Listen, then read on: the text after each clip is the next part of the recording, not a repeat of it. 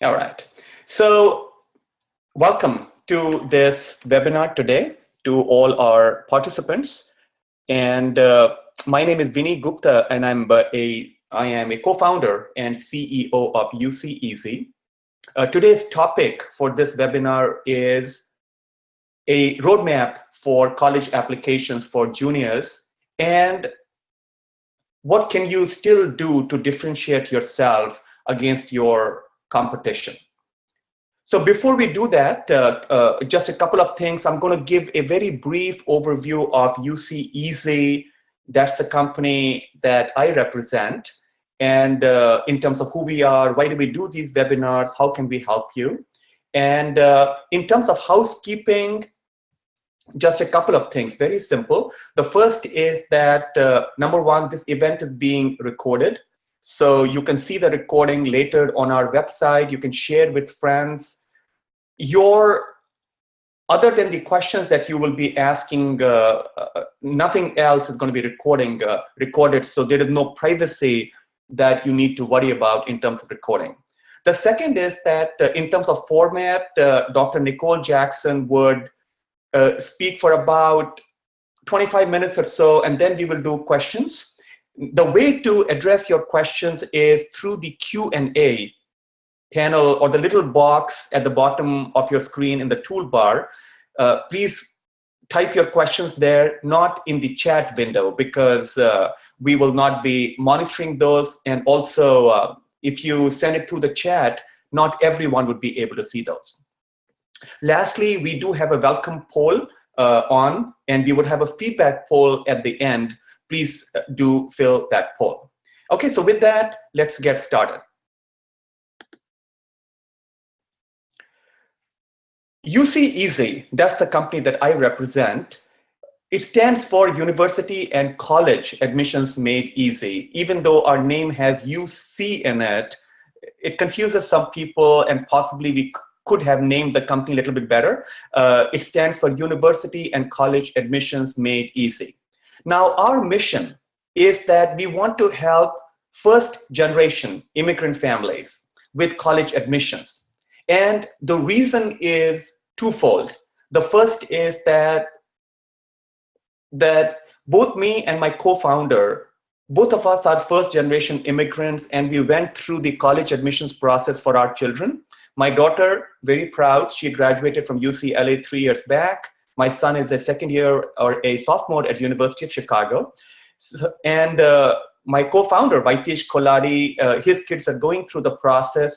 We realize this process is completely overwhelming, especially for first-generation immigrants who did not go to college here themselves, like me. And everything is new and alien and stressful, and we wanted to make sure that no one else suffers through the same anxiety that we did. The second part is that, especially in California here, and majority of the audience today is from California, though we do have some people from the East Coast, there is such a huge number of immigrants in especially the California K through 12 system. 52% are Latinos, and then you add other immigrants. It's a big number, and if those families are not helped in terms of college admissions, we will get into a situation as a society where not everybody will be on the right side of the digital economy. So that is what motivates us. That's why we started UCEazy. We are a social business. What that means is that we want to give back to the community. I'm going to talk about just a little later about how we offer private college admissions coaching or counseling through people like Dr. Nicole Jackson to help you with college admissions. That is not free, unfortunately, but we do have several free solutions like this webinar today. And we do several seminars like at different community centers, libraries, etc., that are completely free, where you can learn good stuff about college admissions completely for free. So in terms of our free solutions, or in terms of our solutions, the first is, if you go to our site, there is a section called Toolbox. I'm not going into details today because I want Nicole to get to her part as soon as I finish. There are a bunch of free web applications there that can help you with college applications. The second part, free, which I just talked about, is seminars and webinars and recordings of webinars that are available to everyone to help with college admissions. Now, in spite of all these free resources, there could be certain families, especially the more financially privileged ones, like mine, for example, where you might say, hey, in spite of all the free stuff, I still need one-on-one guidance, private coaching for my kids. And for those kind of situations, we provide one-on-one coaching. And you can learn more about that at our site called, either you can go here or you can go to a site called union.uceeazy.com, union.uceeazy.com. And there you can learn about Dr. Nicole Jackson and other counselors. And we can help in every single area of college admission starting from 8th grade. So with that, so thank you for listening to the pitch about UCEazy. But with that, let me quickly introduce Dr. Nicole Jackson, and then she'll come on. So first thing first, we at UCEazy and our customers, all of us feel extremely privileged to have someone of the ability and experience of Dr. Nicole Jackson to be able to help us. So not only does she have a phenomenal amount of experience, more than 25 years experience in college admissions. Look at her other credentials. She was an admissions officer at UC San Diego. She is currently an external reader for UC Berkeley, which means that right now, she is actually reading application and essays for the students that applied to UC Berkeley ending November 30th. I talked about college admissions counseling. This is a graduate level credential that is done at several universities, and Dr. Jackson actually taught at 4 of these universities, a graduate level program on college admissions counseling. She taught at UCLA, UC Irvine, UC Riverside, and University of Southern California. So I think we're just very, very fortunate that someone like that today is able to talk to us. With that, Nicole, welcome. Hello, good afternoon, everybody. I'm talking to you today from Palm Springs. So just wanted to let you know I'm out here in the sunshine, very excited to get started. I'm just trying to mess with my presentation here. So yes, I am in Palm Springs, and it is a little bit windy, so I apologize for that background noise if it comes through, but I will speak loudly. So yes, as I'm talking, if you have any questions, please type them in the Q&A box, and we will get to those as best we can.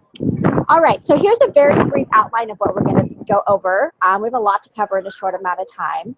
Going to talk about, that's the big question, is how do I get in, right? How do you get into all these competitive universities here in the United States, other than just high grades?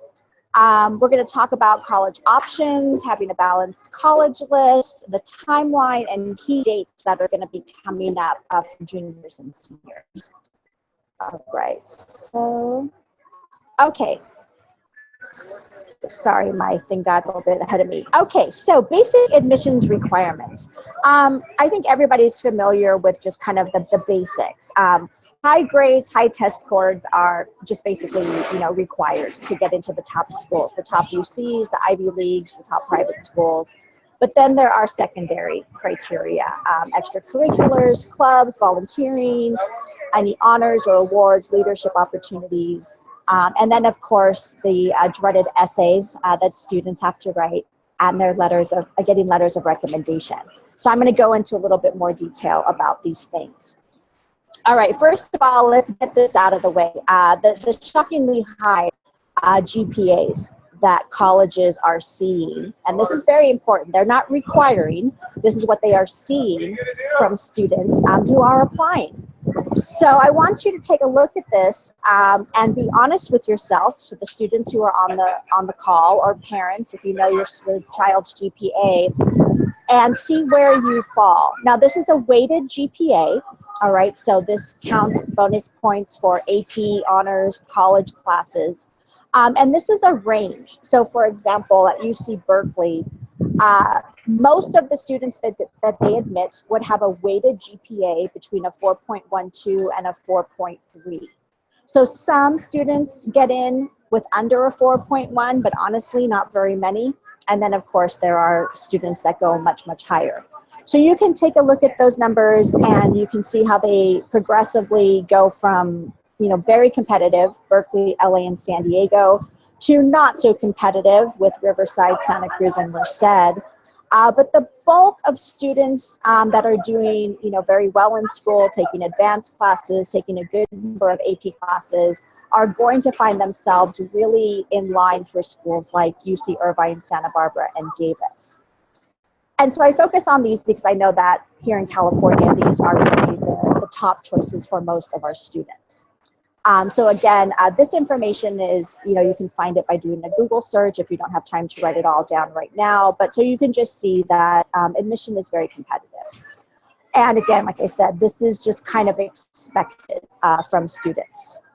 So what really happens when it comes to being a highly competitive student is first having your academics in order, but then having what I call competitive extracurriculars. Now, this is really where the private college counseling can really be of benefit to families. You know, it's up to the student to take the classes and do their homework and study for tests. There's not a whole lot that a college counselor can do there. We can advise you on what classes to take and all of that, but that's something that's really in control of the student and their high school situation. It's these competitive extracurriculars where a counselor can really provide some guidance and very specific, appropriate suggestions for your individual situation. So let me just kind of run through some of these. On the left-hand side, we have the STEM category, so science, technology, engineering, and math, as opposed to non-STEM, which would be basically everything else. So if you're thinking about majoring in anything math or science related, engineering, mathematics, computer science, any of those, take a look at the column on the left. So on top of those high grades, these are some of the things that students should be doing while they're in high school. Getting a research internship with a college professor, doing their own research, you know, their self-interest, actually having a job in their field of study. Writing articles and getting published, and of course competing and winning national academic competitions. So these are things that are done, you know, during the school year, but quite often more times during the summer. So if you're in 11th grade right now and you're looking at STEM and you have a strong academic profile, this is what you should be aiming for to complete over the next 6 to 8 months with the help of a college counselor. Because these aren't things that you just kind of sign up for. You need to have a targeted plan on how to set up a research internship. You need to know the process of how to get published. You need to know how to find these national academic competitions. So, you know, not that you have to have everything on this list, but a competitive applicant, you know, as was mentioned before, I am currently reading applications for UC Berkeley, and when I see somebody applying to, you know, electrical engineering, you know, check off the grades, yes, those are strong, check off the test scores, yes, those are strong, but these are other things that I'm looking for in order to give a positive recommendation for admission in that situation. So moving over to the other side, the non-STEM. So this would be anybody who's thinking maybe pre-law, pre-med, you know, in a non-scientific fashion for the pre-med, psychology, really anything else that's non-hard science. These are some of the competitive extracurriculars that you should be focusing on. The first one is the summer residential college program. Pretty much any large school across the country is going to offer an opportunity for a student to go for the summer and spend anywhere from, you know, 2 to 6 weeks on campus taking classes. So again, with the work of a college counselor, you can find the appropriate program. Next on the list would be sustained involvement in multiple activities. So this is like for the students who are involved in things like speech and debate, Future Business of America programs, any type of athletics, marching band, you know, anything where they're doing kind of school-based. We want to see that happening, preferably all 4 years of high school, or at least, you know, the last 3 years probably. And then within those activities, it's very important for these students to demonstrate leadership. So not only being a club member, but progressively, you know, moving up in leadership roles. Maybe as a 10th grader, they're a member. As an 11th grader, they're the treasurer. And then finally, as a senior, they're the president, you know, of that student organization. And then we want to see that in multiple facilities, you know, not just one situation. Another really good project for students is to initiate self-study projects. There are a lot of really excellent free, not really classes, but well, they're classes, but there's no grades, but online learning opportunities through things like MIT OpenCourseWare, Coursera, edX, a lot of really great things for students to do on their own that can demonstrate what we kind of refer to as a love learning. You know, they're taking initiative to learn additional things outside of the classroom. And then, of course, finally, you know, taking any community college courses that can add to, again, their academic profile. So I don't want you to think that, you know, only STEM students do what's on the left and non-STEM do what's on the right. They do intermix. So, you know, don't try to put yourself into a box, but just to give you an example of what these competitive students are doing in addition to their strong grades. Okay. Oops. All right, so college options moving forward. I want to talk briefly about just kind of how you're thinking about your college list. This map, you know, kind of shows some of the more popular schools that come to mind when you think about different parts of the United States. There's over 4,000 colleges in the U.S. Think about how many you can name. We're probably all going to name the same 20 or 25 schools. So we wanted to talk a little bit about what you need to do now as an 11th grader to really broaden your horizons a bit. All right, just want to address the Ivies. They're always on students' minds. You know, whether you're a STEM major or a non-STEM major, usually some of those are on your list. But again, these are highly, highly competitive. They admit less than 10% of the students who apply. So if you want to compare that, Berkeley admits approximately 15 to 17% of the students who apply. So the Ivies are even more selective than UC Berkeley. So how does that relate to you? Okay. Here is a typical college list that I see from students who are looking to major in a STEM field. So engineering, computer science, pre-med. When I ask a student or their parents, what colleges are on your list? This is what I get, right? You know, pretty typical: Berkeley, San Diego, Stanford, Cal Poly, some of the tech schools, some of the more popular out-of-state universities like University of Michigan, UIUC is University of Illinois, Urbana-Champaign. So these are very, very popular with STEM students. The problem is that all of these schools are highly competitive to get into. So this is your whole college list.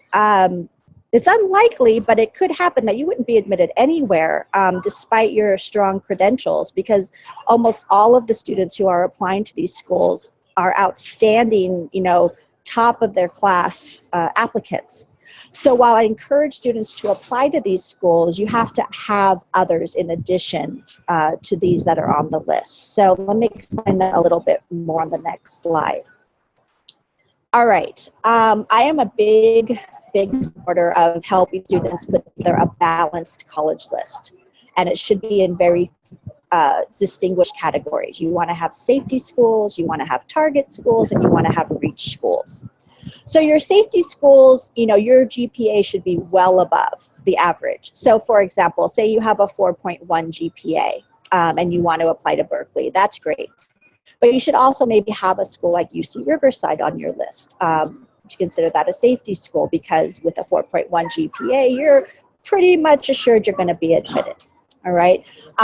Your safety school should also really be clear on how they do admission. The Cal State University system Most of those campuses are great safety schools because their admission decision is based on two things, GPA and test scores. So you can pretty much know even before you apply if you're going to be admitted. So every student should have one or two of those schools on their list. And like I said, most students in California will have one of the UCs and one of the Cal States as a safety school. And then let's jump to the other side, the REACH schools. All right, that's this list over here. These are all REACH schools for everybody, even valedictorians, even top of the line. All right, it happens every year. Somebody will get into UCLA, but not Berkeley. Or they'll get into Stanford, but not UC San Diego. That's how it is. So all of those are REACH schools.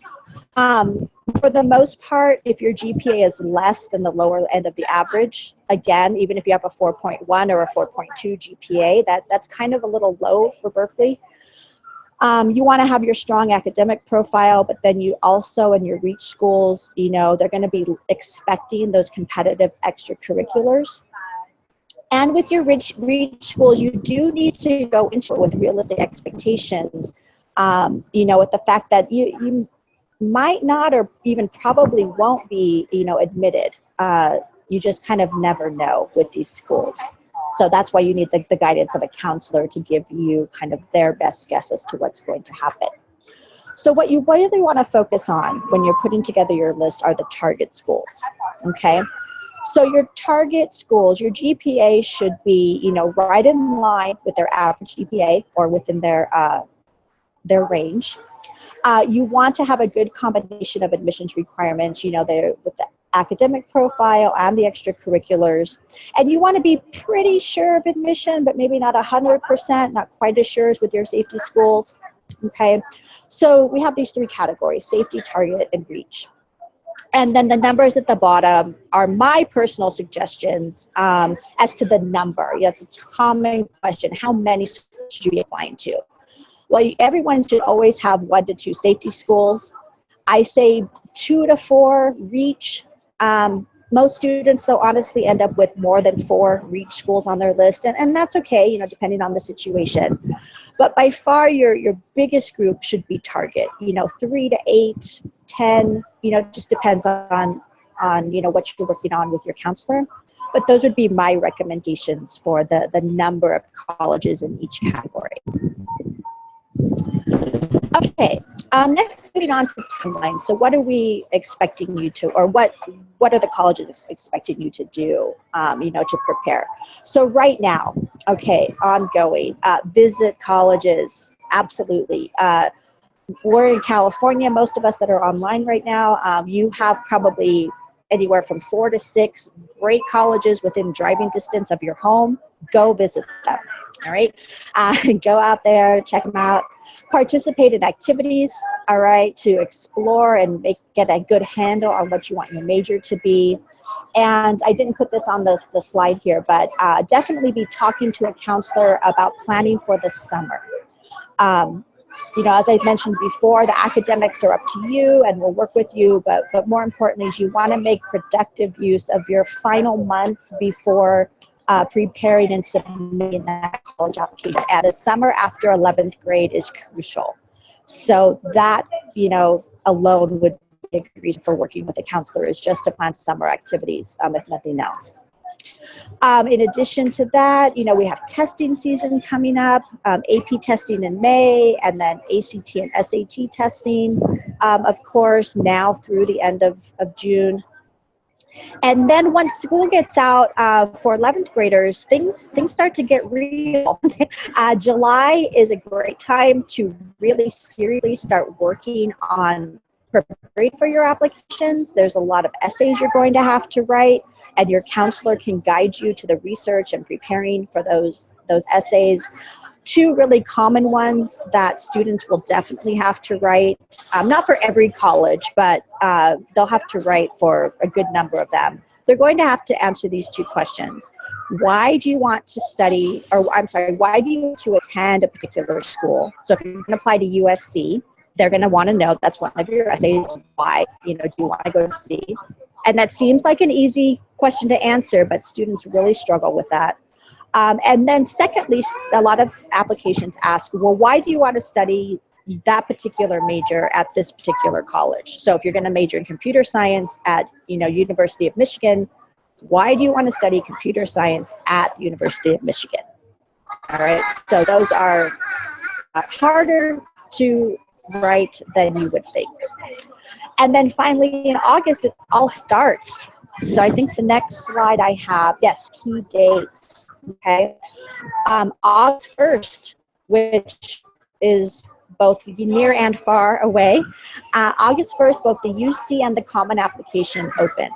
Now the UC opens in August, but you can't even submit it until November, so it's just kind of there to work on. But the Common Application opens in October 1st, and you can actually start submitting your college applications in some cases, on August 1st.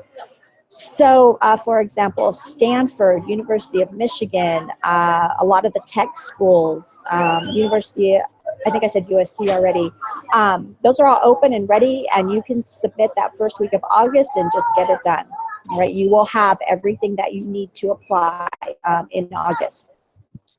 Then moving forward into the fall, in October, the Cal State application opens. And then a big date in October, October 15th, is when some of the early deadlines start.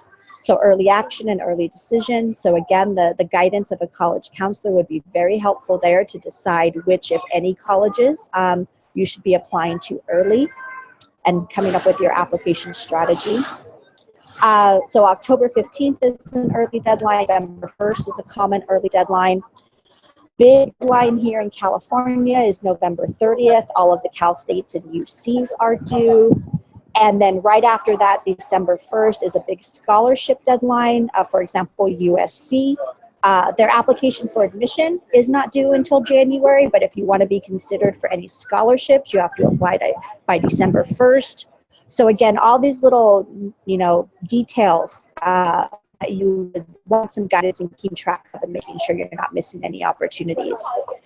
And then into January and February, private schools, out-of-state colleges, that's when most of their deadlines are.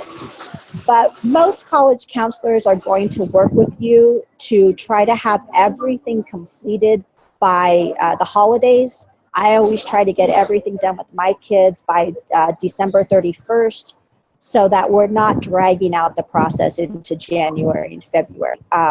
So it can be done. It is often done where everything is completely finished and all your applications are in by the end of December. So that's, so going into January, February. So it just kind of depends on what your final college list is all about. Okay, and I think I finished right on time at 3:30. So I'm going to give it back to Vinny. Awesome. Yeah, and I'm sure you're looking for that breather, trying to speak so loud with all that Palm Springs wind. I am at least enjoying your vacation by proxy, or as I say, living vicariously. Okay, thank you.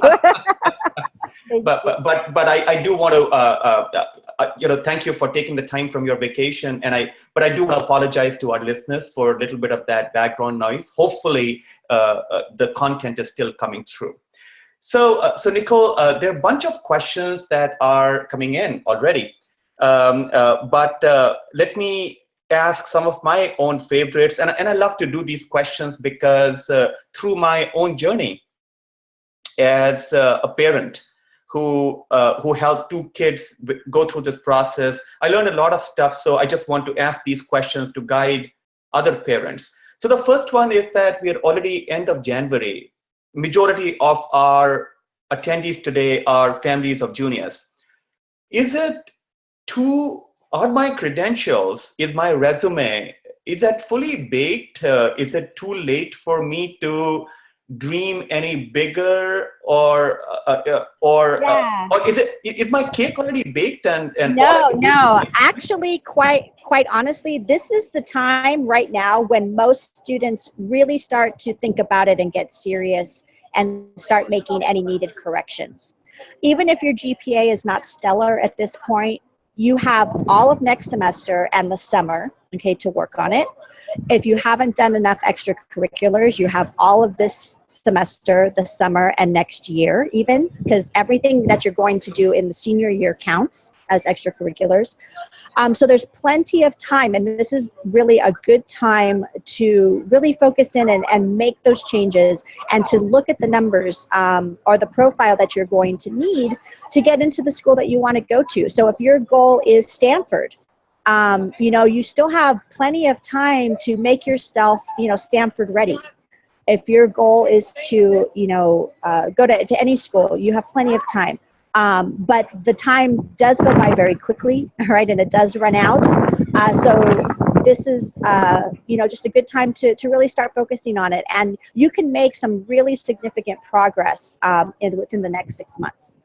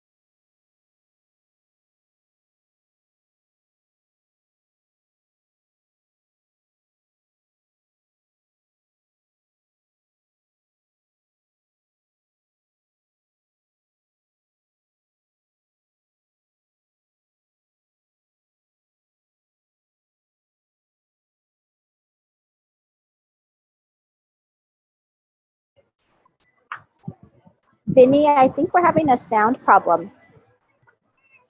Oh, sorry. Okay, there we go. Yeah, I saw some notes coming up. So. Oh, sorry about that. So, how much Okay. did you get my son's story at all, or no? I haven't been able to hear for a couple of minutes. Oh, yeah, you know, yeah. I'm sorry. I think I pressed the mute button wrongly. So Oh no. Okay. Oh shucks. Oh, I look at all these chat messages. Sorry, guys. Sorry, so sorry. So, Okay. So did you hear the story about my daughter doing how she used her summer? No, I didn't. I'm not sure if the other people did. So okay. Thank you, Bindu, for letting us know that you didn't. Sorry about that, guys. Just a bad day for me today. So I'm going to shorten the stories now because I cost you time. So the first is that the importance of using your summer wisely. I just cannot overemphasize that. I'll give you two of my personal experiences. So with my daughter, she got into UCEazy back in 2009, and the single biggest reason was how she used her summer.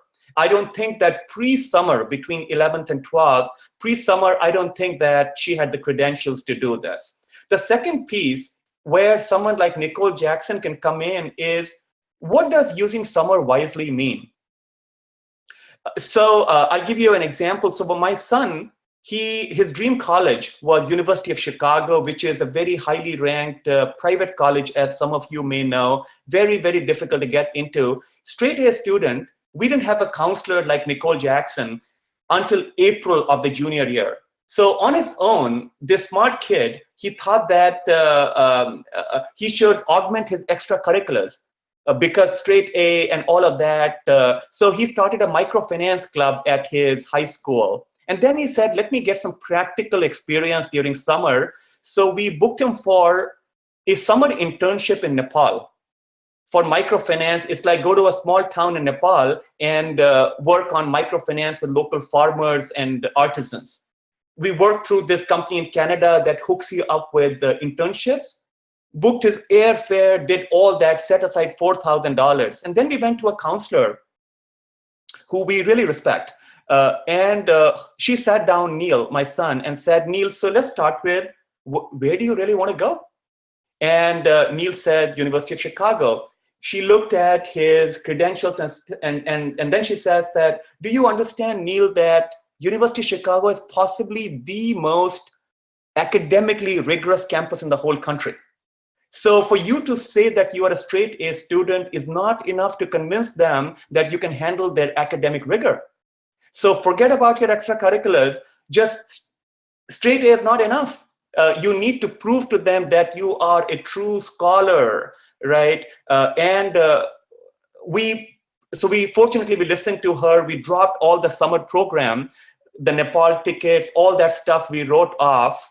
And he actually did a lot of different things to add to his application that he's a true scholar, and he got in. So the point I'm trying to make is that for high-end colleges, there are a lot of these little things that matter. But with that, Nicole, do you want to take a few questions from the Q&A panel? Oh, yeah, sure. I was actually typing a couple answers there while you were talking. One I did want to comment on was about transferring from a community college to a UC. And that, I think, is a really good option for some students because of just intense competition to get in as a freshman right out of high school. And ironically, to transfer into a UC is not nearly as difficult. So if the student really, truly wants to go to Berkeley or UCLA or, another of the UCs, don't give up on that dream if it doesn't happen, as a senior in high school. It just kind of, again, that you need the guidance of a counselor to really kind of talk about your individual situation. But transferring from a community college has a variety of benefits. It just is, again, one of the things that I really love about our system of higher education, particularly here in California, is that there's a path to get to where you want to go. So I wanted to address that question. I think it's always a good one. Another viewer asked, what do you do if you don't have any idea where you want to go to college? So yeah, you have, like I said, over 4,000 choices. So you need to start thinking about it, researching, visiting colleges. A website I recommend just to get started with your search is the College Board website. They have a section called Big Future, where you can search for colleges by really any criteria you can think of, by major, by eligibility, by location. So that's a good place to start. So online research, but then also getting yourself onto a physical college campus and just start, checking out what your options are locally.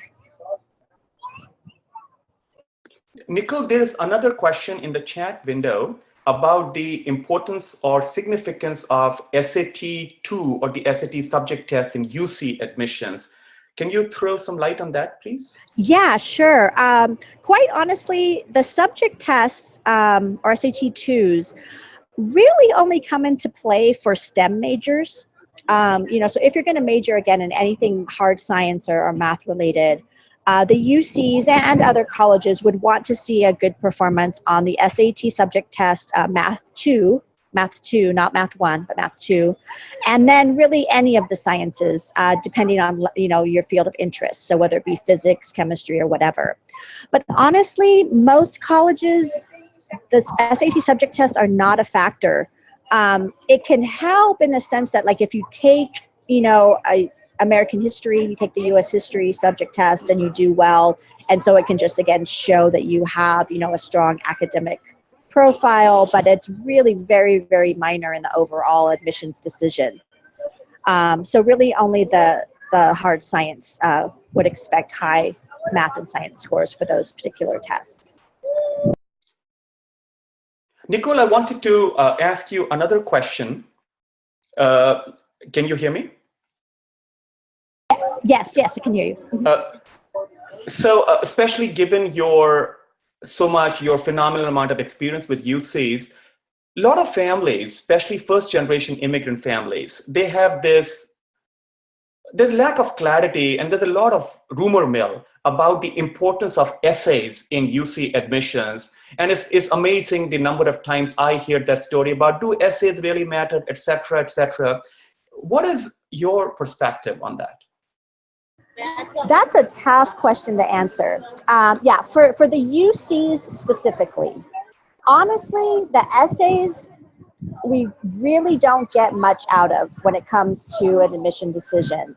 It's really going to be those other things: the academic profile, the descriptions of their extracurriculars, and the level of competitiveness for those.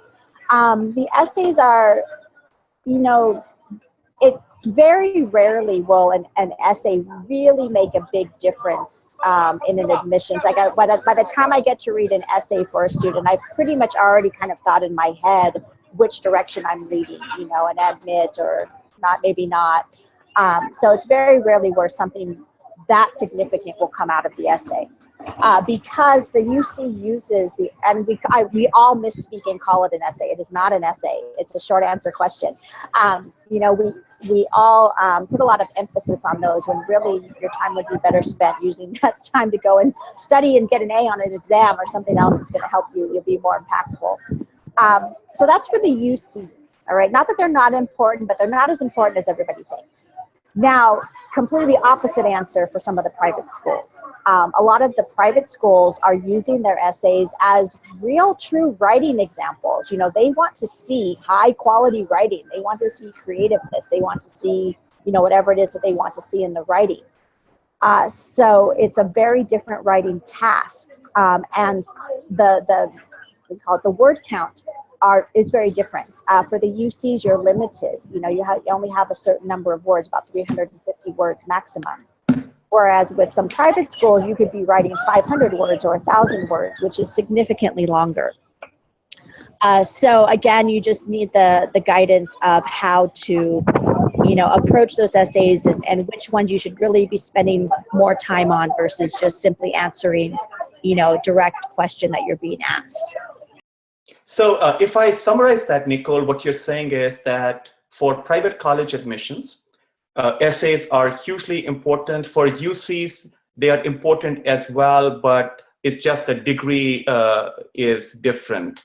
They are right. Yeah. For the UCs, I would minimize it. I mean, they still count. I mean, you wouldn't not do it or submit something poorly written, but they're not nearly as important as what people think they are for the UCs. But private schools, yeah, it can really make a big impact on the way an admissions officer views the applicant. Okay. So there are some more questions. Let's take a couple more questions from the Q&A, and then we'll just talk a little bit more about how can they engage with someone like you. Okay, let me see. Get back to the questions. Oh, here's one. I see a lot of variation in how teachers grade within the same school. Yeah, and how do colleges handle this? It's tough. It's really hard. Most admissions or most colleges try to do their best to take a look at the context of the high school. And believe it or not, there are schools that have reputations of being hard graders or of, and schools do their best just to deal with it. But again, it's up to the student to, present any information that might be needed. So for example, almost every college application has a space for you to put additional comments. And quite often students will use that to explain a situation, because every high school has that, that one teacher that never gives an A, or every high school has that one teacher that gives everybody A's or whatever it is. And students are free to put that information on their application to kind of help the colleges, learn a little bit more about how their grades were determined. Let's see if there's any other questions on here.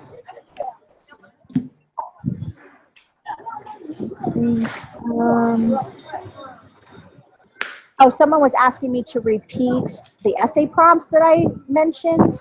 Yeah, there's two very common essays that every student's going to have to deal with. Why do you want to go to a particular college?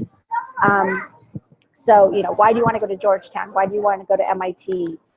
Be ready to write up something about that. The second one was, why do you want to study a particular major at that particular college? So why do I want to study electrical engineering at USC, for example?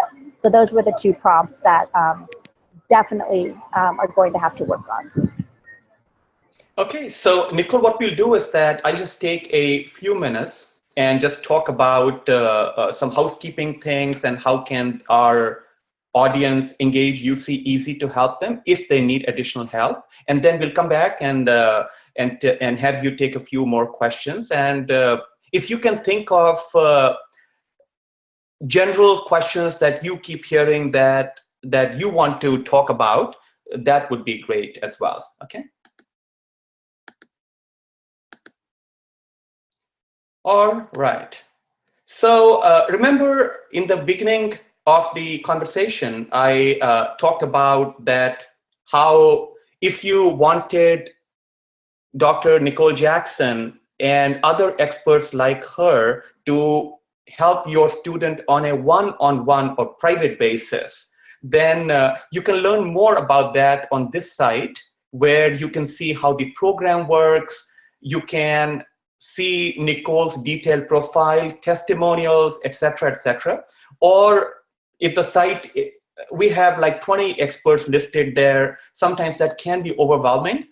So you can just simply email us or call and we'll set up time to discuss with you. Now, the way this private counseling works is this, very simple. You start with 1 hour of consultation. And this could be, doesn't matter which grade you are in. Our program actually starts from 8th grade and goes all the way for transfer applicants also, meaning students that are already in college, a community college trying to transfer to a 4-year college, or transferring from one 4-year college to another 4-year college. So we have programs for all of that. So what you can do is you can go there and say you want to schedule time with Dr. Nicole Jackson. You can go to her profile, select initial consultation from the drop-down window, and just schedule that time. You can pick time from her calendar, or if you don't find common time, doesn't matter, just choose something. She will work with you later through email to find a common time. And just for the attendees today from the webinar, we're offering a $50 discount if you order by midnight tomorrow. Again, our goal is we want to encourage everyone to get some help given this complex process, provided you can afford it. After that, the next step is that once you've done the initial hour, that's when you can talk to us, and then we have different programs for different grades or packages that we can talk to you about. Here is an idea of the kind of activities that we recommend for different grades. So for the juniors on the call today, here are some of the things that we're going to do. We're going to work with you to create a comprehensive plan with dates, activities. We talked about summer planning. We talked about essays. We'll prepare a college list, a balanced college list like Nicole talked about, with reach, target, safety colleges, with majors. We can talk about financial aid for families that think that they need financial aid. The big point I want to make here is that most private colleges, regardless of how expensive they are, their admissions are need blind. What that means is that they will look at your candidacy or your application without reference to your ability to pay. So please don't, for the families on the call that are financially not privileged, please do not take out private colleges from your list just because you think you're unable to pay. So keep an open mind, it's really important. We will help you in preparing a resume, which is essentially everything about you in one page, and that's used for interviews and internships, etc. And recommendation letters. Someone like Nicole will help you in deciding which teachers or other influencers to get recommendation letters from, how to ask them, when to ask them, how to give them information so that they give you an outstanding recommendation letter. So these are some of the things that we will do for an 11th grader. And for the younger grades on the call, we'll talk about extracurriculars, summer planning. For the 10th grader, we'll talk about testing strategy, SAT versus ACT timelines, when to take the SAT2 subject test. And if you get good results on the practice SAT, how can you use that for enhancing your college application? And for all these 3 grades, we can help you, if you go to a public high school, we can help you in choosing the appropriate coursework for the next grade. So most of you in public high schools would need to commit to coursework for the next year. You will need to commit in the next couple of months in February or March. And a lot of families, especially first-generation immigrant families, struggle with this. Either the kid or the student would take too many APs and just get overstressed and overburdened. That's not good. Or take lighter coursework. And every child is different, and we can help you with this.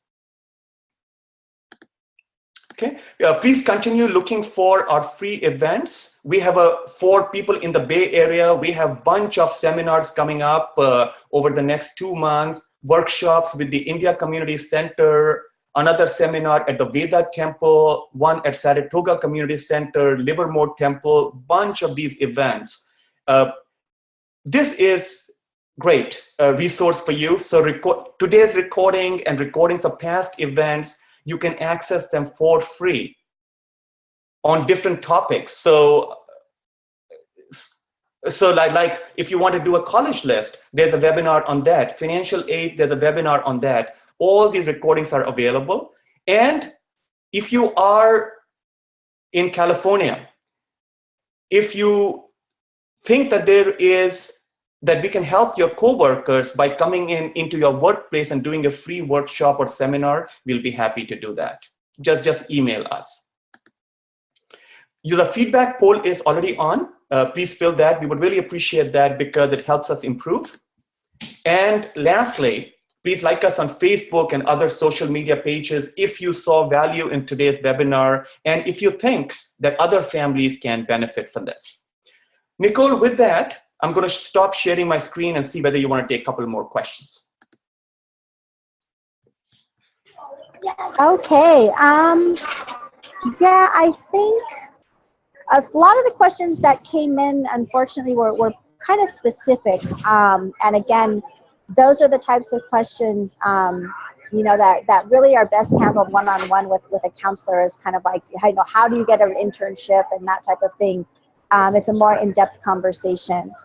One of the last ones that came in, how do colleges evaluate private high schools versus public high schools? Really, they're the same. They're going to look at, you know, what's being offered at the private high school versus the public. You know, there are good and bad high schools in both categories. Another question came in. If the ACT score is good, but the GPA is not as high, what's the chance for admission? Again, just to re-emphasize, the GPA really is the most important factor. A high test score won't necessarily make up for a low GPA. Those should really kind of match. If you have a, you know, high test score, they're expecting a higher GPA. It's very, very complicated, and I understand the stress and the confusion, you know, and that's why programs like UCEazy are here, is to help you through all of that, especially, you know, for families who aren't as familiar with the system and the process. There's so much to learn. So just keep asking questions, keep listening to these webinars, because it is a really, really complicated process, but you can do it, you can get through it. The students are very capable of doing what they need to do in order to get themselves, you know, admitted into a good college. And I think I'll end with that, is there are literally dozens of good colleges nearby where you live that you've never heard of. You know, where I've been working with immigrant families my entire career, and you know, there's a handful of U.S. colleges that are known outside of the United States, but they are by no means the only college options here in the United States. So, just keep an open mind and, be open to learning any and everything that you can about the process and your options. Awesome, Nicole. I appreciate that. I just wanted to add for the audience today, again, from my personal journey, and Nicole, you can add commentary on that if you wanted to. This is something very close to my heart, which I want every family to know, that coming from countries like India or China, that our economies were very different back there, and our college education was essentially very vocational driven, meaning that our colleges were all designed for becoming an engineer or a doctor or similar stuff, or a chartered accountant, which is called CPA in the US. Now, US college system is very different, where the focus is a lot more on developing critical thinking and those kind of things versus specific knowledge about a subject. So the one message that I would strongly urge you to consider is, don't obsess about majors too much while you apply for colleges in the US.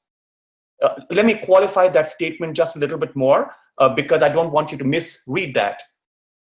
I think vast majority of students will be changing their majors once they are in college.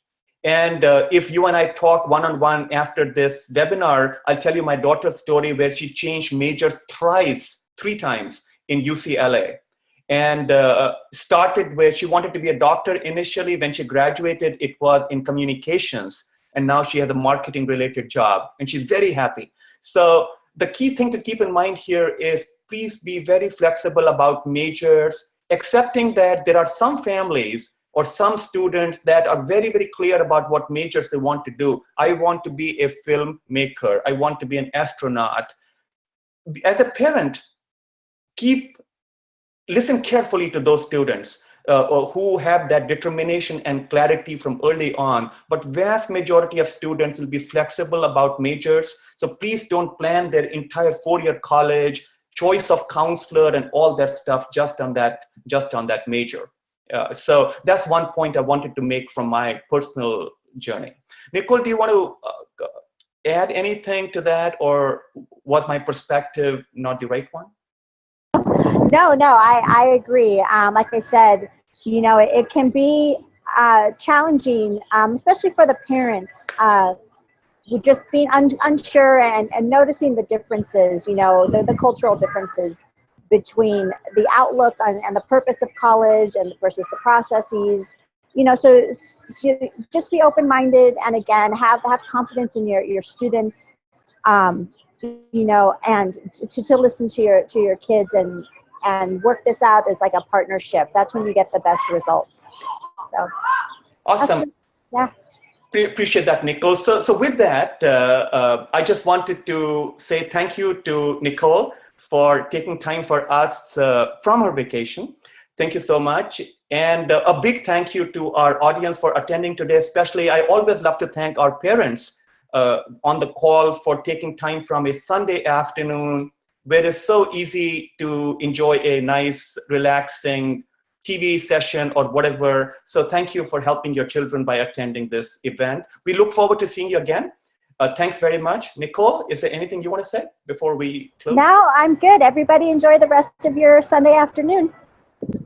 Thanks, everyone. Have a great rest of weekend and have a great week ahead. See you soon.